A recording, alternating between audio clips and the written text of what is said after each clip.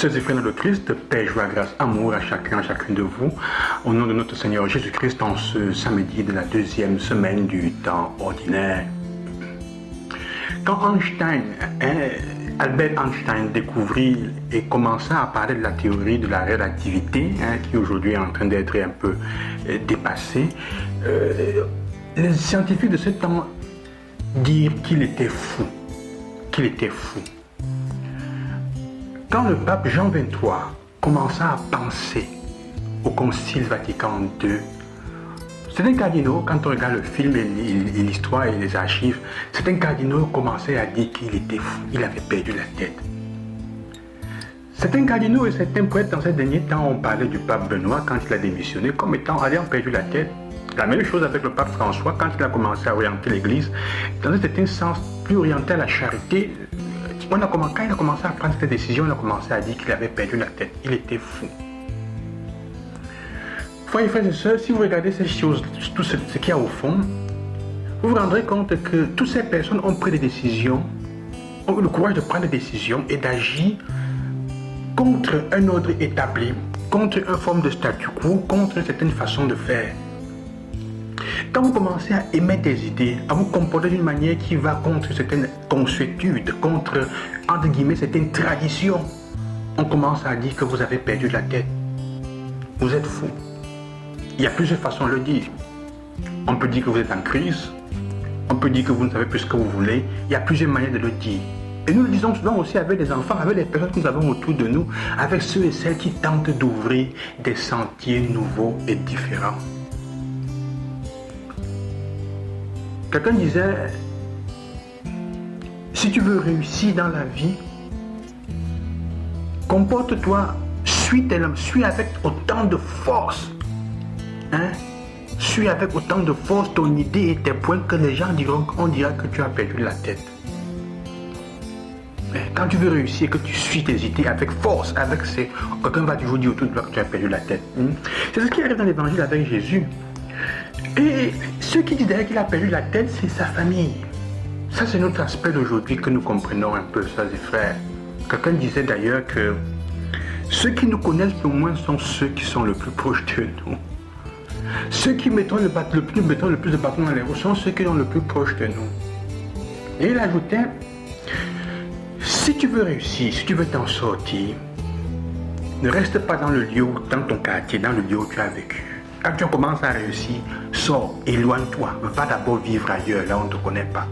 Parce que ceux qui sont autour de toi feront de tout pour t'attirer, parce que tu es en train de rompre un certain statu quo, tu es en train de rompre un certain équilibre, entre guillemets, qui s'est créé de médiocrité là où on est. De changer les choses. Alors ce qui est important, c'est ça. La chose la plus importante, c'est, sœurs et frères, qu'est-ce que nous n'aimons pas de Jésus?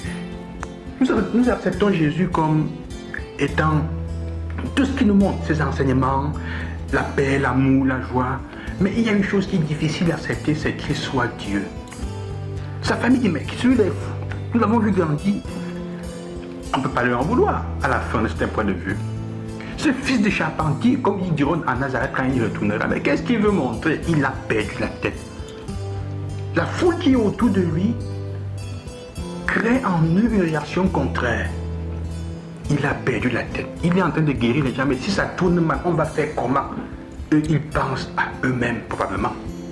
Ils pensent à protéger leur entité, leur famille, leur réputation. Souvent, c'est ça. À cause de la réputation, on a peur d'accepter les idées de génie qui naissent. Les enfants et les personnes de la famille qui semblent un peu sortis de l'ordinaire ont fait de tout pour les écraser. De toutes les manières. Alors la chose importante, c'est celle-là, sœurs et frères. Même avec le Christ, qu'est-ce qu'on n'arrive pas à accepter de Jésus? Ce qui est difficile vraiment, c'est accepter qu'il soit Dieu. Il est facile de le voir comme un homme, comme un être humain. Mais tenir, rester, accepter d'adhérer au Christ comme à Dieu, c'est difficile. Et c'est ça que nous sommes appelés à regarder aujourd'hui. À faire aussi attention autour de nous. Dans la famille, comme nous sommes chrétiens, les premières personnes que nous trouvons comme obstacles sont nos propres familiers quand nous cherchons à vivre la foi avec un minimum de sérénité et en faisant la différence. Où que nous soyons. Les personnes qui nous côtoient le plus sont celles parfois qui nous connaissent le moins. parce que nous enferme dans un cliché, dans une manière de voir.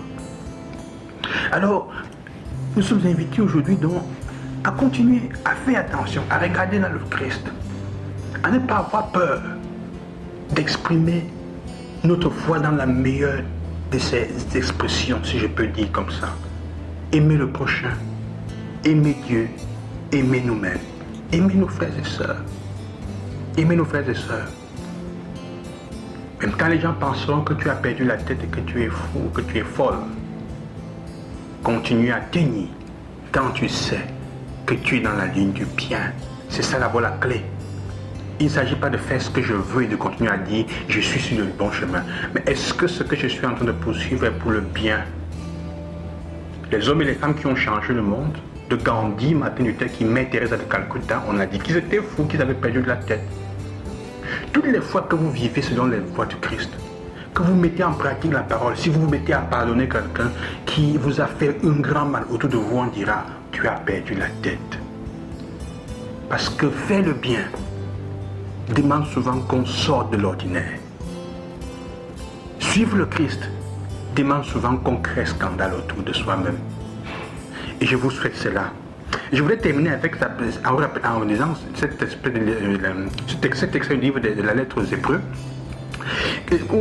qui continue à nous aider à comprendre le sens du sacrifice. Je trouve ça donne la définition, ça corrobore la définition que je vous ai donnée, pourquoi le sacrifice de Christ est perpétuel. Et de cette manière, il a obtenu une libération définitive, en se donnant lui-même, en mourant, en donnant son sang à la place des boucs. S'il est vrai qu'une simple aspersion avec le sang des boucs et des taureaux et de la cendre de génisse sanctifie ceux qui sont souillés, leur rendant la pureté de la chair, le sang du Christ fait bien davantage, car le Christ, poussé par l'Esprit éternel, s'est offert lui-même à Dieu comme une victime sans défaut. Son sang purifiera donc notre conscience des actes qui mènent à la mort, pour que nous puissions rendre un culte au Dieu vivant. Le sacrifice du Christ est éternel et libère pour toujours, alors que sur les animaux ne fait pas la même chose. Quelqu'un dira maintenant, tu as perdu la tête, qu'est-ce que tu racontes? Pourtant, c'est vrai. Que Dieu vous bénisse et qu'il nous accompagne. Loué soit Jésus-Christ. À demain.